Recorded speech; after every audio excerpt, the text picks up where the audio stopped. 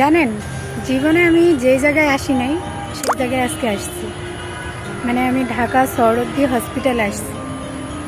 So হসপিটালে আসার কারণ একটাই, আমার একটা সমস্যা। এই যে টিকিট কাটছি, টিকিট কাটে একটু বাইরের দিকে আসছি। অনেক সিরিয়াল, আর বাংলাদেশের সবচেয়ে বড় হসপিটাল নাকি সৌরদ্দি হসপিটাল। সো আমাকে নিয়ে আসছে আমার ফ্রেন্ড। এই মানুষটা যদি আমার লাইফে না থাকতো, সত্যিই আমি অসহায় ছিলাম। তো সবসময় সে আমার দুঃখে সুখে সবসময় আমার পাশে থাকে।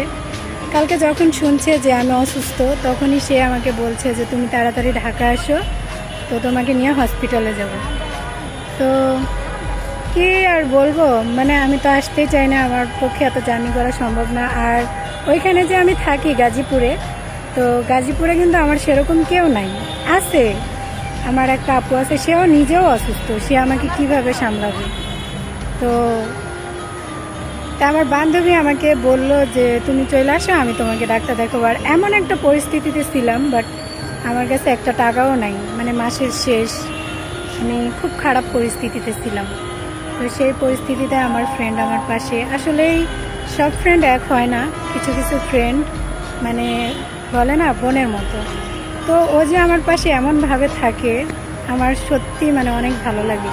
এই ঢাকা শহরে আমার পরিচিত কেউ নেই, তারপরেও এই একটা মানুষ, সে আমার পাশে সব সময় থাকে। তো নিজেরে মানে মাঝে মাঝে নিজে ভাবি যে একটা মানুষের সাথে লাইফে, সো তার সঙ্গে আমার টিকটকে পরিচয় হয়েছে। তো টিকটকে পরিচয় হওয়ার পর থেকেই যে এই একটা মানুষ এমনভাবে আমার পাশে থাকে, আমি কখনোই ভাবতে পারিনি। সো এই জিনিসটা আমার অনেক ভালো লাগে। তো সবাই আমাদের জন্য দোয়া করবেন যেন আমাদের বন্ধুত্বটা ঠিক এরকম থাকে।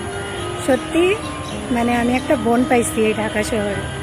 সে বরিশালের মেয়ে হইতে পারে, আমরা দুইজন কিন্তু দুই জায়গায়। তারপরেও মানে আমাদের দুইজনের বন্ধুত্বটা অনেক সুন্দর একটা বন্ধুত্ব, যেখানে তার মা আমাকে মেয়ের মতনই ভালোবাসে।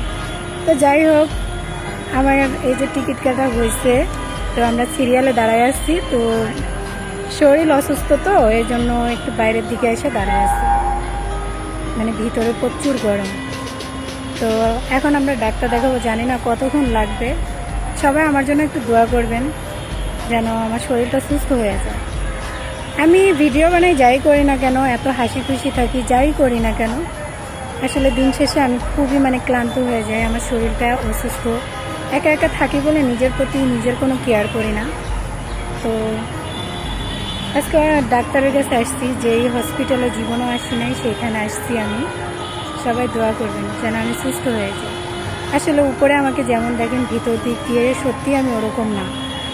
আমি আস্তে আস্তে ভেঙে গেছি একবার। নিজের ভিতরে যে এত বড় একটা রোগ হয়ে গেছে, আমি নিজেও ভাবতে পারিনি কখনো। সবাই দোয়া করবেন আমার জন্য যেন আমি সুস্থ হয়ে যাই।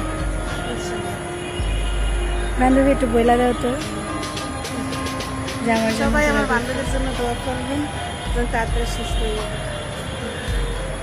আল্লাহ হাফেজ।